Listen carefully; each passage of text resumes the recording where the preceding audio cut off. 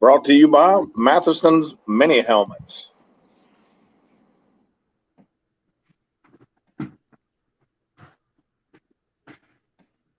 Matheson's Mini Helmets for all your mini helmet needs.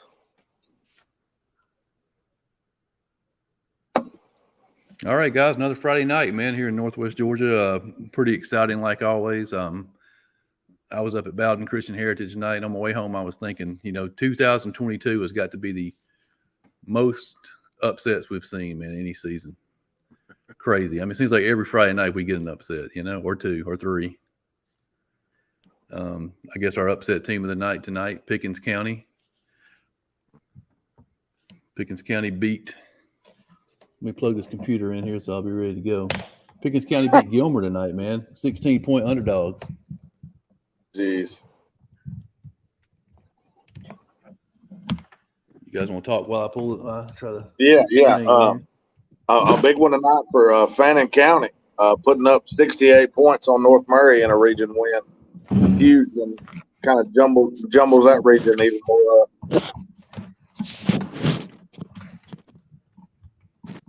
Yeah, that was huge. Two big wins tonight for our guys RJ and Tim over there, over in the mountains. Yes, sir. How was the crowd at the reunion of the red and black and the blue and white? Huge. It was huge, man. I'm telling you, I was super impressed. We had a huge crowd. I got to the stadium about 6 o'clock to get ready for the broadcast, and both sides were about half full when I got there. And by kickoff, there really wasn't a seat to be had in the bleachers on either side of the field. There were fans lined up around the fence all the way around. One of the biggest crowds I've seen in a long, long time, if not ever, at trying for a football game.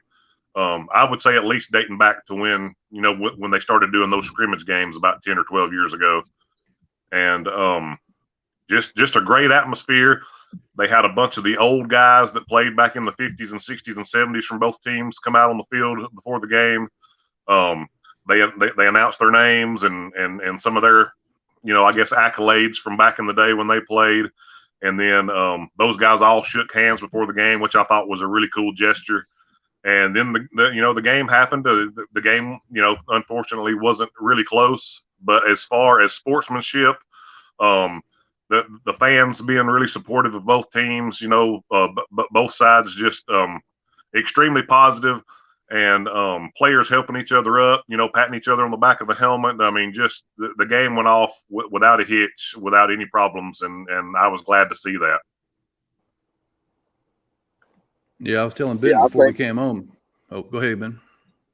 No, I was just going to say I listened to the broadcast y'all did. Y'all did an awesome job, and it was fun listening. Y'all were having fun doing it too. Kind of went back and forth when Tryon had the ball and then when Stuka had the ball. Your comment at the end of the game, I think, was perfect. Everything went good. The crowd was good. The players were good. It just wasn't competitive. That was the only thing that the game's missing, and hopefully in the future that could be different. Yep. Yeah, I was telling Ben before we came on. It kind of probably helped that it wasn't as competitive this year. Being the first year back as it could have been. I'm sure. Well, I mean, you never know, but I don't. A lot of the bad blood that those guys had a long time ago, which is another reason I thought that thing before the game with the former players was a good gesture. It almost felt like it was those guys saying, "Hey, we're all friends. We all get along. We kind of bury the hatchet here. This game is good for the community, and it's all about the kids, and it's all about having fun and making money for these schools and these programs." Yeah, and I'm sure it's a game we're going to see from now on. I hope so. Hopefully from now on. Yep.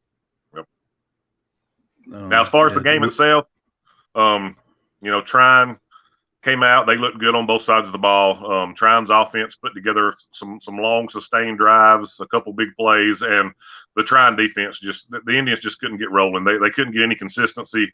The inside run wasn't working. The outside run wasn't working. And the Indians are young. They're going to bounce back. They've got a lot of young kids. A year or two down the road, they're going to really make some strides. but it was a long night. I think Chattooga, Trine had 303 yards at halftime. Chattooga had 27, and it was just hard for the Indians to get anything rolling. They would, they had a couple big plays where you thought they might get a little momentum, but then something would happen to kind of give them a setback, and it was just a long night. I feel like it was a good night for the county overall. It was just a rough night for the Indians football team, but I hope this is a building block for the future, and this thing can carry on for years to come. Absolutely. I mean, it's a great game for the county for sure. We'll go through some of these scores, man, for anybody that's driving, can't read the screen. Carrollton 42, Pebblebrook 12. Harrison upset North Paulden 24-21. Villarica, man, took it on the chin tonight at Mays 50-0.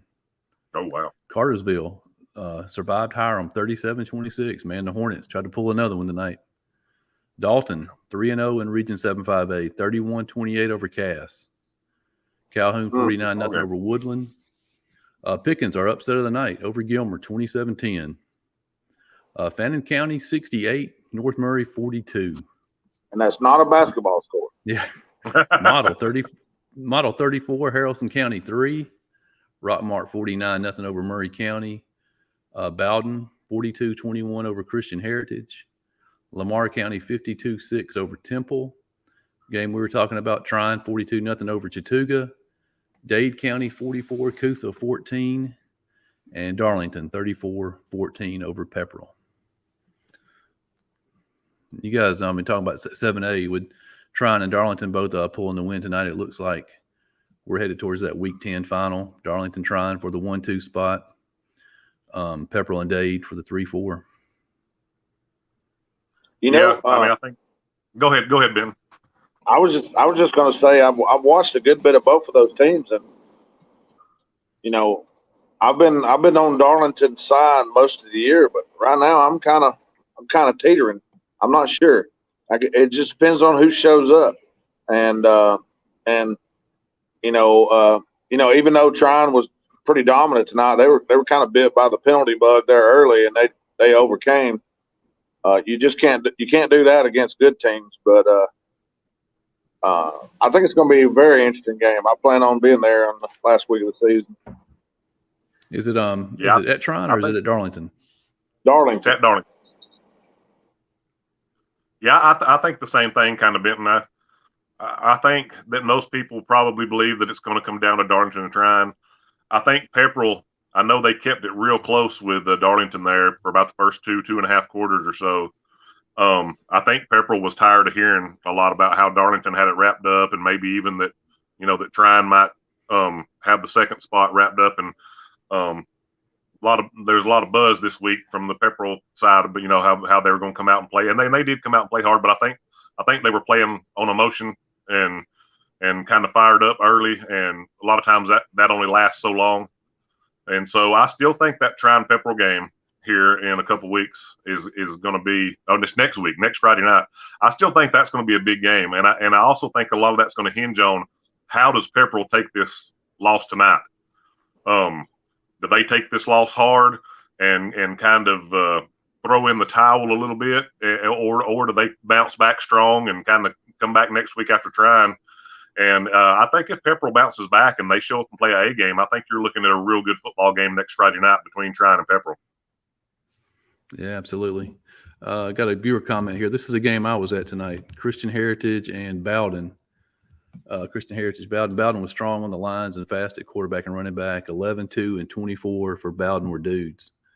Yeah, but I got to give a thumbs up to Christian Heritage, man. They played them tough. It was 7-7 with 12 seconds to go in the first half, and Bowden punched it in from the 1-yard line, got the ball back to start the second half, and came down and scored, and that kind of put the game away. But they got some dudes up there with Christian Heritage also. I was surprised when they came out on the field how big they were. A lot of 6'2", 6'3" guys on that Christian Heritage team. Quarterback included. Yeah, quarterback included. We were kind of following that game a little bit up in the booth tonight every time we had a chance, getting on our phones and checking the score. That was one of the 2 or 3 games we were really interested in. And tell us a little bit, Lawrence. So I saw Bowden the last couple of years against Trine, but I haven't seen them at all this year. With calling games on Friday nights, I haven't seen them in person or been able to watch any of their streams. I think on Braddock down there. So, is Bowden? Is it just speed? Or are they just too much speed for everybody? It's just speed. I think they have a smallish offensive line, compared to some of the other teams around, but just the speed in the backfield, skill positions is not matched by anybody. That's kind of what I thought.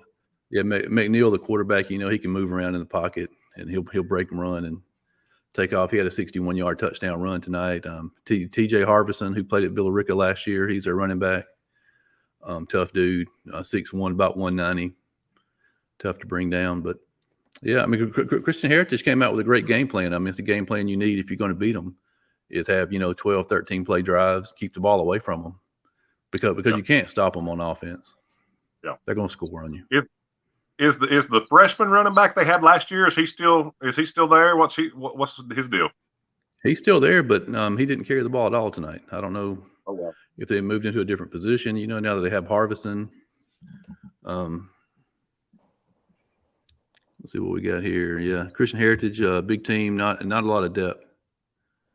I think they only have like 150 kids at the school. A beautiful campus, man. I got to shake hands with Hal Lamb tonight. That was a big honor.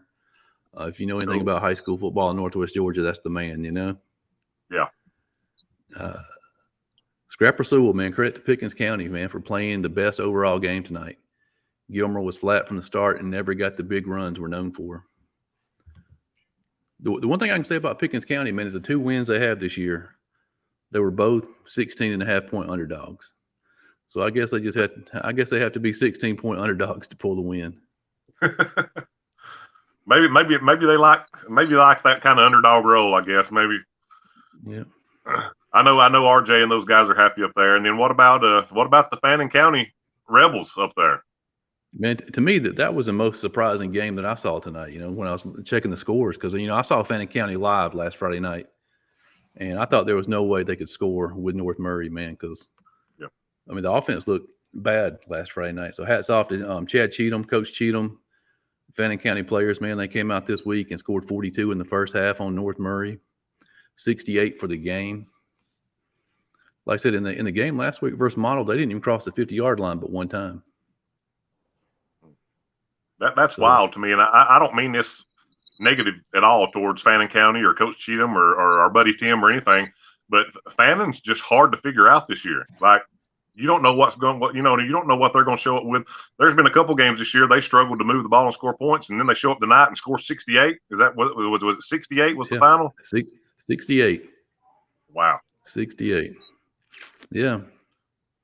I told Benton earlier this year, man, I still agree. Those schools up in the mountains, you can't figure them out. Pickens County, Gilmer, Fannin, week to week, man, they're just all over the place. And speaking of Benton, man, he's down there on the beach soaking up the sun this week. Where you at, yeah. I'm in Orange Beach. Cool. Orange Beach down here in L.A., Lower Alabama. Lower Alabama, yes, sir.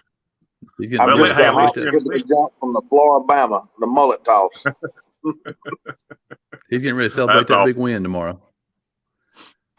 Actually, I'm obviously I'm a Georgia fan, but I'm more excited to watch that Tennessee-Alabama game to see what, because I'm not a fan of really either team. I like football. I like the SEC. I've always been brought up, nothing sucks like a big orange. And, I respect Alabama, but I still want to whoop them. So I really don't know what's going to happen tomorrow. Really depends on the quarterback, to be honest with you, to me. Oh, yeah. I think, just to get off of high school football for a minute, I think that Alabama-Tennessee game tomorrow, in my opinion, is one of the most intriguing and possibly exciting games of the whole year so far.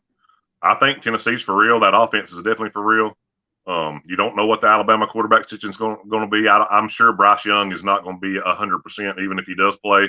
And I think Tennessee's got a real shot to pull it off. I think it's going to be a heck of a ball game. The reason why this game is so big to me, not only it's a division game, SEC game, but if you win this game, you can still afford to lose one, say Alabama in the SEC championship, or say Tennessee to Georgia, and still be in that Final Four with only one loss to a really good team. So I think it's bigger for Tennessee, because if Tennessee wins this game, they'll be obviously probably in the top 5. And, if they take a loss to Georgia, they might still be sitting there somewhere near the top once all the cookies crumble, By cookies, I mean like Michigan and teams like that. Yeah. We'll throw it back to the high school football for a second. But Aaron Beasley, man, the leading tackler for Tennessee, his cousin is number 24 for Bowden, the middle linebacker. Oh, Tia's okay. son. Sweet. Hey, I don't know if anybody noticed when we started out tonight. Go ahead and make your shout out there. Yeah, it says you felt sorry for the Murray County kids, man. I think you're gonna feel sorry for everybody in 7-2A. I think in the first half playing Rockmart. I mean, I don't think anybody's gonna hang with them for the rest of the year. Like I was going back here. Lawrence has snagged a big get for us. We got Mathewson mini helmets on board with us. You wanna give a little rundown of them, Lawrence? Yeah, absolutely, man. It's getting about Christmas time. Any boosters clubs out there, touchdown clubs want to do something special for their senior football players, parents, you can do something for your senior son for Christmas. They'll do individual helmets. They'll do bulk orders. Just give the guys a call. Super great dude. He is an athletic director and head football coach at a high school in Iowa. Him and his wife put the helmets together. Just a great guy, made here in the USA. Be a great gift for your husband, for your kids, aunts, uncles, the whole shebang. Yeah, that's pretty cool. That's a pretty cool deal.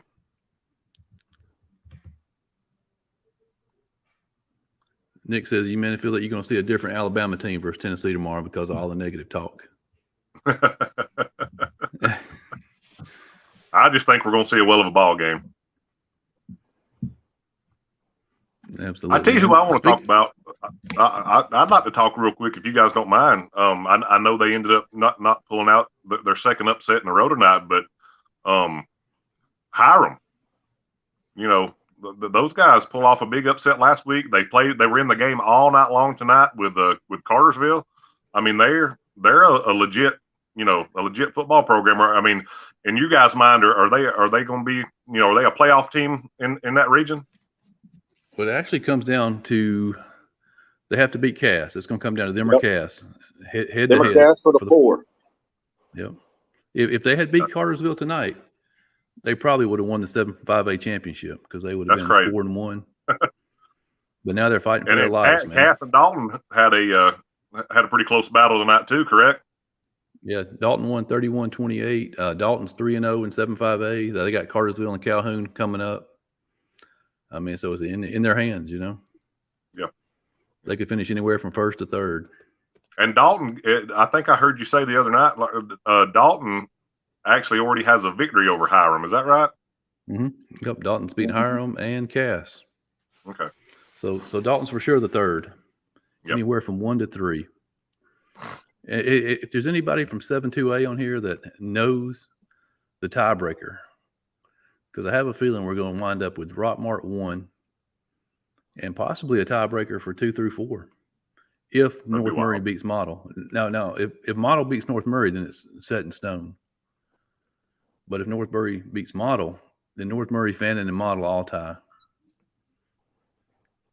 Tim said he's coming on in a few. Tim, call out Coach Cheatham, man. Find out what the tiebreaker is. Tim's going to come on doing the Stone Cold Steve Austin, slamming 2 cold beers together. Man, I know he was excited. I know he had to be excited. Oh yeah, I would be too if I was him. And I talking about the North Murray Model game, man. I mean, if you'd have asked me 6 weeks ago, I'd have said North Murray by double digits. But after what's kind of transpired here in the last few weeks, I'm leaning Model. Just right off the top of my head right now. Yeah. I like how I come on here and I try to act like an expert, man. And I like how these teams prove every Friday night that I don't know nothing about what I'm talking about, Yeah. Absolutely zero. Yeah. Anytime I make a prediction and turn up being wrong, people start giving me a hard time about it. I'm like, dude, I just do this for fun. Yeah.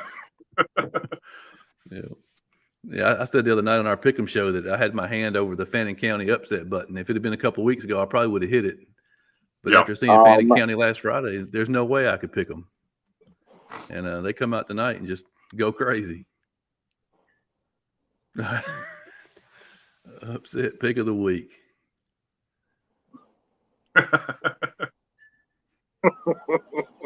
Nobody got it this week, man. Nobody hit it this week. Pickens County. Nobody had Pickens. No, nobody went with Pickens. I'll be honest, man. I didn't even consider Pickens. Yeah, like I said, I have no idea how that 7-3A playoff picture looks now with Gilmer losing. I think Gilmer probably in good shape for the 4, but you never know. I'll have to get out the calculator and try to figure that out. Like I said, North Paulden losing to Harrison tonight was a surprise. That North Paulden team had been playing well all season. And they were 22-point favorites tonight at home versus Harrison, and they dropped one. Yeah. Let's get the man in here. Let's get the man in here and see what he has to say. Here he comes. Not Stone Cold Steve Austin. I'll give you a Ric Flair woo, Paul. We'll take it. Man, 68-point school record for points for Fannin County tonight. Tim, I know. Tim, I know you're a Fannin County guy, and you love Fannin County, all about Fannin County. I didn't see it coming. If I told you last Friday night, man, when we left there that Fannin County was going to score 68 tonight, would you have? You probably would have threw me off the roof. Nah, I would have. There's no way, but man, scoring 0 against Model, getting shut out, and man, it was the perfect execution game plan by Coach Cheatham. Coach Thigpen, the offensive coordinator. The game plan was just to keep the ball out of North Murray's hands, snap it with just a few seconds left, and man, dude, they just it was a complete game. It was just a complete game. Offense. How'd you do it? I mean, what was it? Running the ball, throwing the ball, a combination? I mean, it was a combination of both. Defense played well. They had a pick there. On Griffin, but then there were several fumbles. Fannin forced several fumbles. I think 3 in the first half, which were really the difference in the ball game. North Murray played well the second half. They came out, and Seth Griffin, man, that guy's got an arm. I mean, my goodness, he's got an arm. But I mean, just a huge win. 68 points again for the Fannin County Rebels, school record. It's like you said, Lawrence, after watching them last week, I love my guys. I'm not talking bad about them, but it's hard to sit here and say, you are going to score 68 points next week after playing as bad as they did against Model. But that's why you play the game. It's just like Pickens and Gilmer. Who in the world would have picked Pickens to beat Gilmer tonight? No one. I mean, my goodness. And you got to give credit to Fannin and Chad Cheatham for changing things up or whatever they did, just doing the right things and scoring 68 points. Also, that just leads me to believe that, that Model defense is for real. And you got to give credit to Model and what they've done defensively this year. Oh, absolutely. Absolutely. Has RJ been on here yet? He is not. Not yet. He is. Man, he is probably still partying excited. Somewhere. He's probably going to be more excited than I am, though. He's riding roads of Highway 515 right now, fired up. which is kind of crazy because we thought Gilmer would win the 515 championship. So we need to figure out who's the 515 champion between Fannin, Pickens, and Gilmer. They used to play for a trophy, and now kind of like there's a 3-way tie there. But I just so happy of my school. I love to be a part of the Fannin County fan base and the coaches and players. Such good kids, and happy for them. Really happy for them tonight. They earned it. So speaking of ties, man, do you have any idea what the tiebreaker is? No. I hope it's not one of those mini games. Yeah, I hope it's not anything crazy. But I mean, as a fan of football, I would love to see it. I would not want my school to be a part of it. I would be on pins and needles the whole time. But I don't know what the tiebreaker is. Does every region still have their own tiebreaker? Mm-hmm. Yep. They all come up with their own. I don't know. I'll message. I'll see. I'll ask Coach Cheatham to see what it is. I've seen everything from a little play-in game to the coaches vote and decide to whoever had the most out of region wins. I don't see the coaches voting to decide, but who knows? Points for, points against between the three teams that are tied. Like I said, it can be anything. Yeah, I'm sure we'll find out by the end of the week. But obviously, I mean, North Murray would have to beat Model for that to happen. That's what I was about to say. I'm sure everybody in Fannin is wearing their North Murray gear under their Fannin gear in the next couple of weeks, huh? Yeah, I should have asked Chris if I could have borrowed a shirt.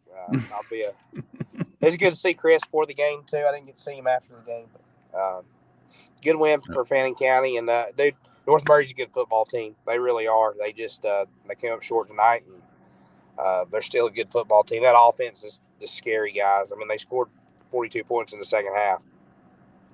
Yeah. So, I mean, they're a good football team. But I'm going to run and get me something to eat. Enjoy the evening. I'll still listen to the show, but always good talking to y'all. Congratulations. All right, Tim. Yeah, Congratulations, Tim. Thank y'all. Playoff time. Well, before I get abruptly dismissed, I better get back to my tiki hut. Nah, I'm gonna run. My phone's dying. I'm on my cellular device. So I'll see y'all next week. I'll see you Wednesday. All right, see you, Ben. All right, man. Have fun down there. Yes, sir. Roll Tide. And roll Tide. Roll Tide. Go Dogs. Hey, they might roll. We'll see. Oh, all right, guys. Like I said, it's a short schedule tonight. Only 14 games on the docket. Hey, one team I want to kind of give a shout out to. I don't think we've talked about really tonight, Lawrence. You know, Coach Poston, Dade County. You know, they put a pretty good whooping on Coosa tonight, and a Coosa team that you know, gave Trine all they wanted last week. So, you know, congratulations to Dade County and those guys. Sounds like they played a really good football game tonight. Yeah, 44-14 over Coosa. Unless something crazy happens, they've clinched a playoff spot. They'll be playing Pepperell for probably the 3 spot. Brody Cooper had 160. Huh? Go ahead. Brody Cooper with 160 tonight. Braylon Sullivan had 119. Landon Williams had 10 solo tackles to go along with 4 carries for 64 yards. 3.5 tackles for loss. Sounds like a great game up there. Is that is the Pepperell Dade game the last game of the year? I'm not. No, Dade plays Armurchie last week of the season. Okay. Chad said he just got home, but what about those Blue Devils? Yes, sir. We've been talking about those Blue Devils all night, man. Like I said, I saw them live last Friday night, beat Dade. I beat Fannin 24-0. Fannin comes out tonight, scores 68 points, man. So either one, Fannin had an off night last Friday night, or that model defense is that good. Yeah. And now, I mean, as we look back, that model win over Trine was huge. Yeah. And you know, I'll be perfectly honest with you. Like, you know, Trine's defense, I guess, didn't look that great against Model, but the last couple of weeks, Trine's defense has been, you know, pretty much lights out.